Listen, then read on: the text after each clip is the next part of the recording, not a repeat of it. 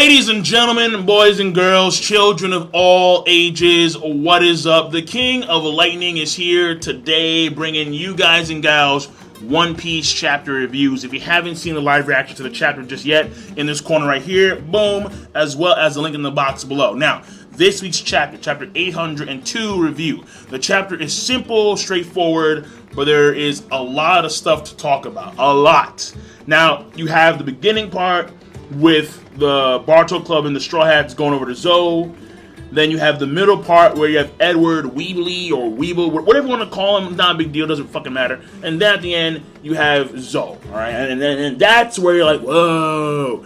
Now, granted, for the overall story, Weeble, he's more important to the overall story, maybe, possibly. And I'll get to that later. Now, first of all, the beginning part was, them going to Zoe. That was it. You have the hail, and you realize that the Barto Club, they can't handle this shit. They have no navigator on their ship. They've gotten this far probably because of Bartolomeo's powers and Grandma. Alright, because Grandma giving them advice on a lot of stuff. Alright, you gotta take some eyes, you gotta put in the bag, and then you gotta scrub on the damn deck, and if the gun on the deck comes off, and you're all set. Like, if your grandma sounds like that, number one, something's wrong. Number two is, fuck it. Like, who cares? Like, honestly, it's there for comedic reasons, but at the end of the day, it's just making a mockery of the Barto Club, and that's really it. So, it's like, fuck them. Like, they are irrelevant aside from Bartolomeo himself, so it's not a big deal, honestly. And it's supposed to be funny, and it was kind of funny, maybe-ish, sort of, depending on your mood, I suppose, but nah. Though, granted, there is one funny part in the chapter, easy. And that was when Law referred to Usopp as God. Usopp responds like, and then Frankie's like, nigga, like, yo, that was funny. That was genuinely funny. I was like, yo, Frankie, man, mad salty, son. Mad salty. Way too much salt, those french fries. Straight up. So, that was glorious. Now, that part, whatever, not a big deal.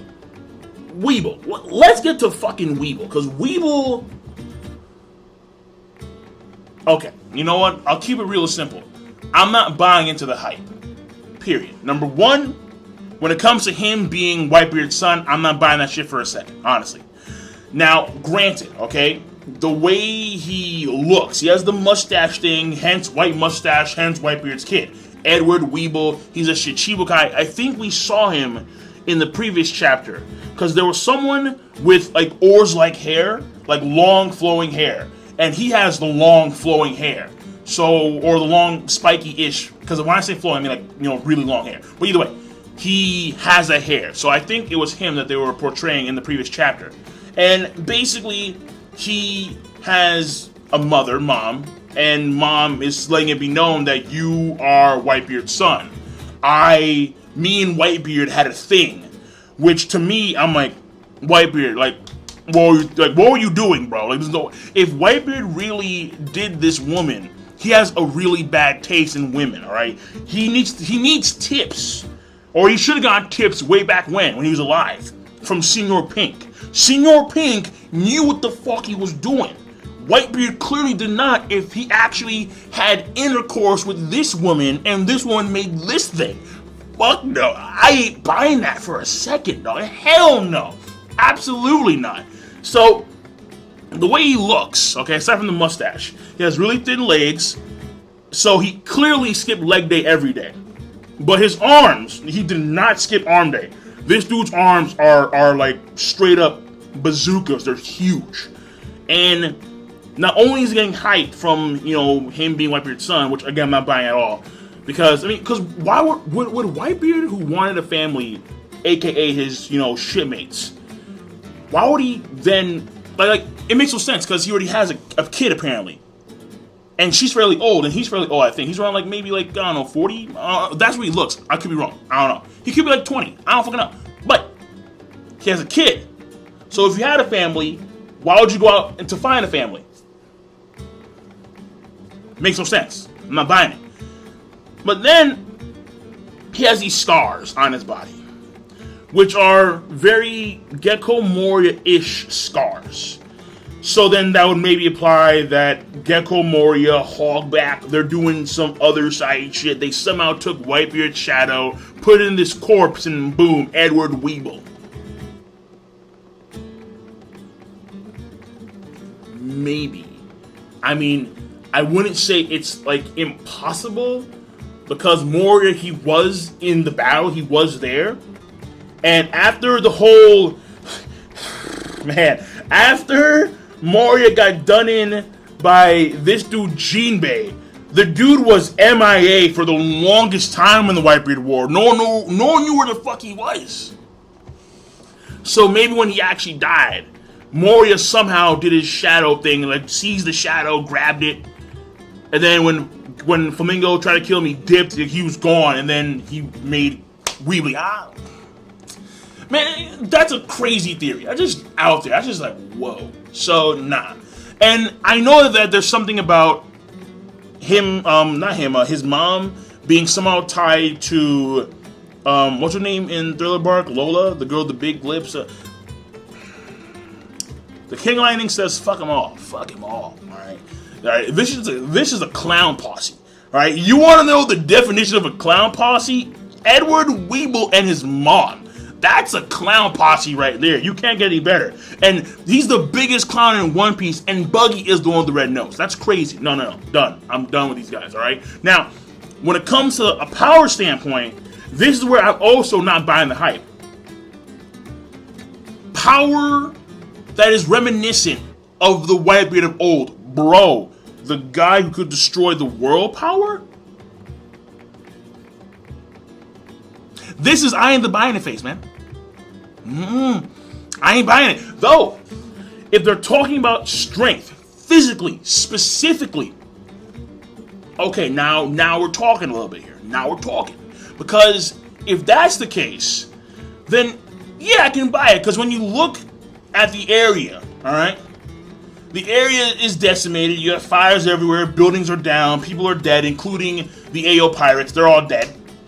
And then you have ships inland. Like, okay, bro. All right, okay. So, and when I say ships, I mean like straight up massive galleon ships inland.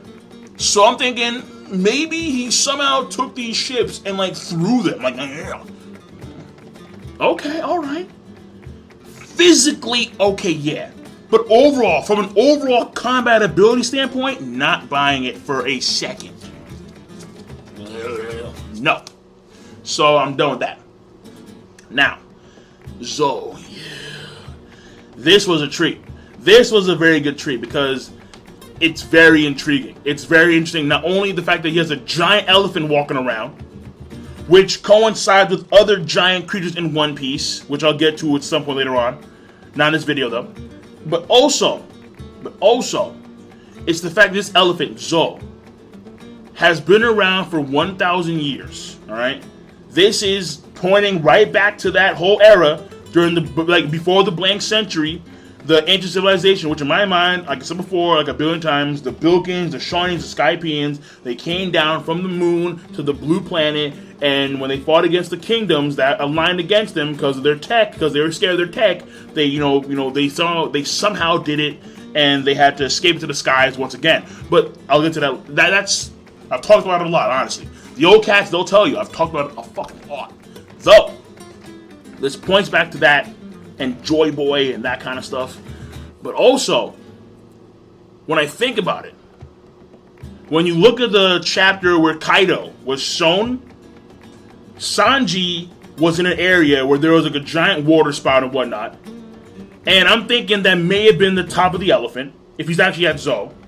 And then when they speak about the minks, alright, so I had to go online and look at what the hell a mink was. And minks, they look like weasels. They do. But Law said how the minks, they don't like humans at all. Period. And I'm thinking, was that like the fox chick that we saw when Sanji was being shown for like the first time like a year? So, like, very possible. Very possible. They could be the mink tribe or whatever. And this whole thing, because of the whole 1,000-year thing, because of the whole mink things that hate human beings, And because, like, the whole environment, it reminds me a lot of Skypiea. It really does. Like, maybe I'm going crazy, but it reminds me a lot of Skypiea, straight up. So, I mean, I'm not saying that NL's gonna come back for some fucking reason. But I'm saying that NL's gonna come back for some reason. I don't... You know the King of Lightning would fanboy harder than anybody else on the planet if NL came back. You fucking know it, man. You fucking know it. But whatever. Not the point here. The point here is that Zoe is a moving elephant. Alright, he's been walking around for like 1,000 years, apparently. This dude did not skip leg day. Take some tips, Weeble, straight up. And the way he is designed, the eyes are like sunken, or the eyes, you can't even see the eyes anymore. He's like a walking around blind elephant for 1,000 years. Like, there's something going on there, alright? There's some kind of One Piece mystery going on there. Because normally elephants wouldn't A, get that big, and B, wouldn't be walking around on the ocean for 1,000 years. So, maybe this is somehow devil fruit related. Possibly. Maybe this could be ancient weapon related. Possibly. I mean, there's a lot of things Oda can do with this. Because Oda, he is a miracle worker. Oda is the modern day Jesus. He will do some shit that will just drop jaws and make the world believe that God is real. That's Eiichiro Oda. So hey, we'll have to wait and see about how this rolls. But this is setting up a very intriguing framework, and I'm liking where the story is going. I am. And so after this, Wano Kuni, probably because Momonosuke is going to be back. Then you have Kanjiro, then you have Kinemon. The gang's all there, I think. Unless there was another samurai that came with them. And then, boom, Wano Kuni, off we go. Samurai stuff, and that'll be it. So, overall, the chapter, I think it's actually a very good chapter. It has a nice foundation, though Weeble, I'm very shaky on. I'm really shaky on Weeble. He is going to be now a big part of the story.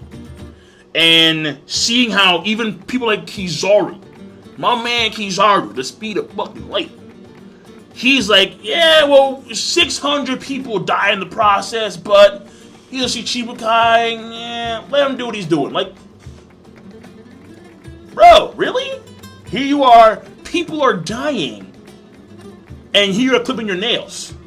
I mean, straight up, when he is, I think his thing is like, Aokiji, he was lazy justice. Akainu was absolute justice. Fujitora blind justice. I think he was uncertain justice. So, like, he's keeping that strong, Kizaru. He's keeping that really strong. Tight. So, that's it.